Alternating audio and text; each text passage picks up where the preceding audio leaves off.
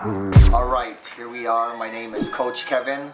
Our first episode of Sports Lyf, of course, and I'm not exactly sure how this whole format thing is supposed to be going. But we have programmed. But what I do know is that everyone that was good eventually started somewhere, and they were probably pretty crappy, and so I'm probably on the crappy end of this thing. I might cringe looking back on this a year from now, 2 years from now. Who knows? But what I do know is that we will be talking a lot about sports here on this channel. Sports and travel, actually. This came about for a variety of reasons. I saw some of my friends that are doing the whole blog thing. Kind of got me interested in kind of what they are doing. I do like just the spontaneity of everything that we do with sports and just with travel. So part of this blog also is just kind of answer a lot of the questions my friends have as to what is the Philippines like and what is my life like on a daily basis. The Philippines in itself has 7,100 islands. There's own island has its own quality to it, and with that there's its own culture. But in the midst of all that, there's actually a lot of foreigners here within the Philippines because it is a tourist spot. And through that you got different cultures as well, intermingling with the Filipino culture as well. And one of those ways that we intermingle with one another is our influence through sports. So here it is, blog episode uno. Okay, this is actually what was the actual title of this event? It was the Conquer Challenge, a 5x20 Conquer Challenge. 5 kilometers, 20 obstacles, Conquer Challenge, conducted at Bonifacio Global City in Manila, Metro Manila, the financial district. It was pretty dope actually, so check it out!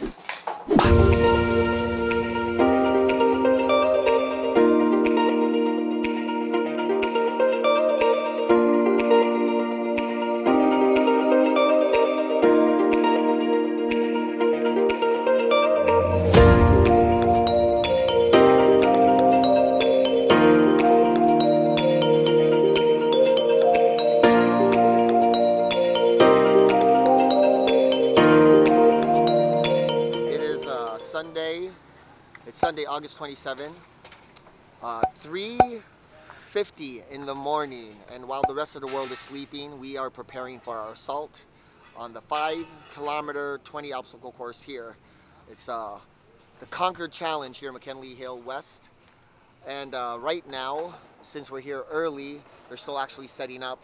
They got a whole bunch of different courses that they're going to be setting up here, as you can see here. Different structures. I think they have a mud pit here somewhere. I'm not exactly sure how we're going to manage that because they do have a mud pit. I don't know how we're going to wash off afterwards, so that's going to make for a pretty interesting situation when we have to drive home later. So we're going to have a lot of mess involved with that.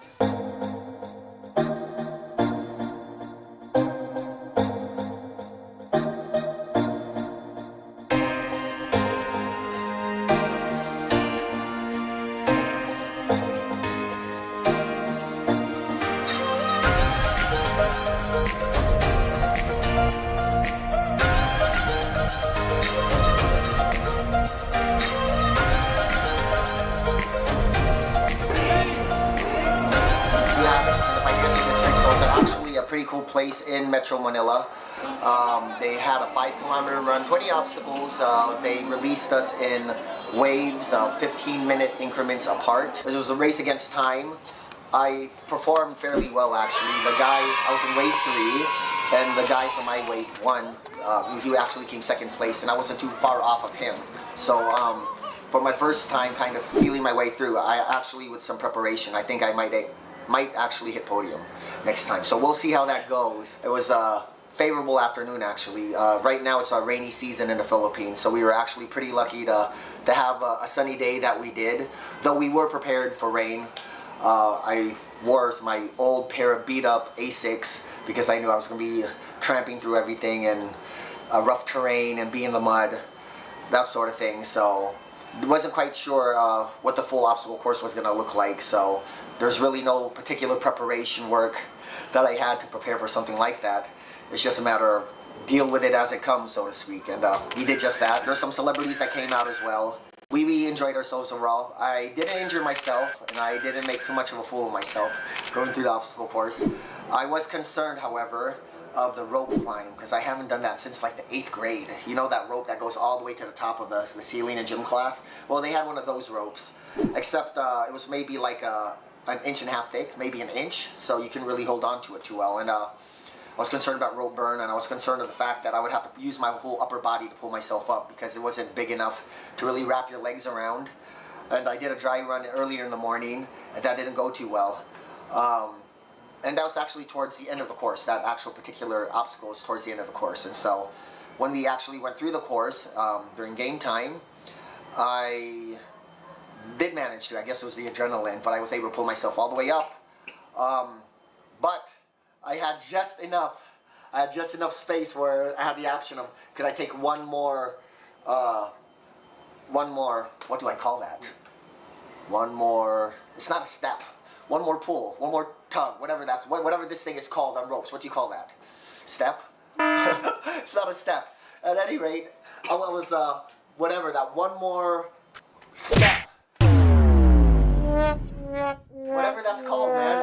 I had a choice of that, or I could try to extend and ring the bell.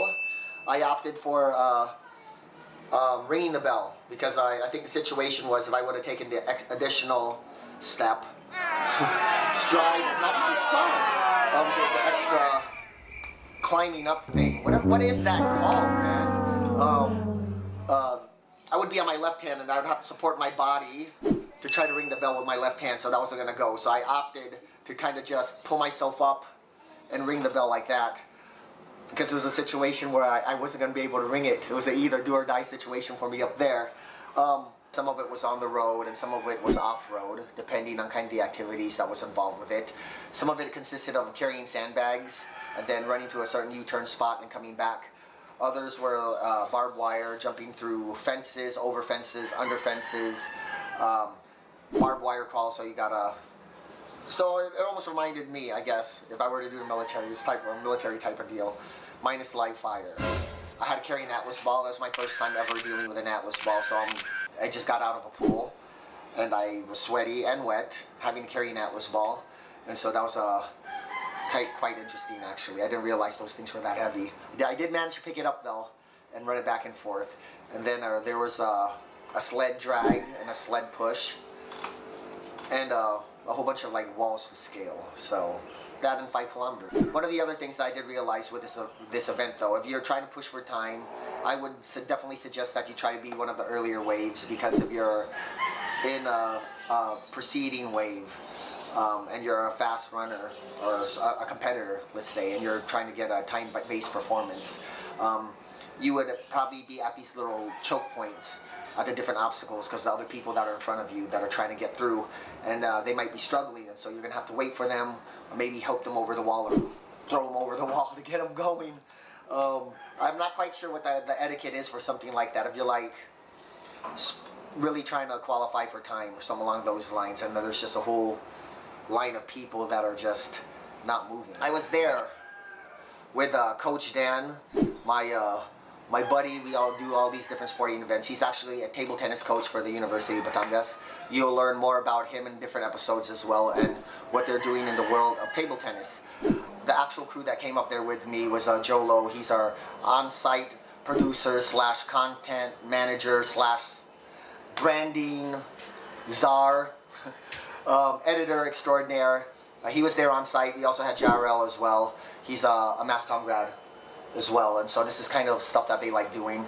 They're gonna kind of help me along. There'll be characters that you'll probably hear about and see in action in future episodes of Sports Life. Then we had some other friends that we ran into up there as well, nurses from Lyf, another group of runners as well. So there's overall there's a handful of Batangas contingents there at the race.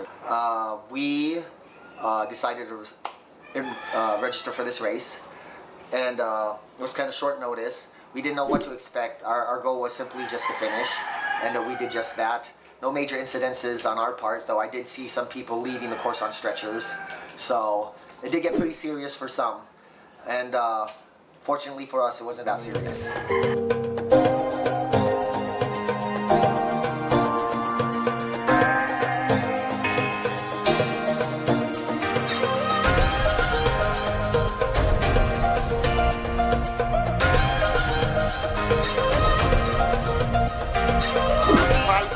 my wave, I think I came second. I think some Army dude beat me. The rope, which I was concerned about, I was complaining about during breakfast. This is like an inch diameter. I was actually able to climb it, no problem. Coming down though, there's no instruction, so I let go of it. It's like a 30-foot drop in front of everyone too, so I don't know what hurt more, my ego or my foot. Overall, it's a pretty cool event, learning experience. I will repeat it, I will train for it, and I think I actually might be in the running to get one of these podium finishes, actually. Real talk. Stay safe, dare to conquer. If I can, you can, we can. Let's all dare to conquer, and let's do this together. Good morning, everyone. Have a great Sunday. Happy long weekend, everyone.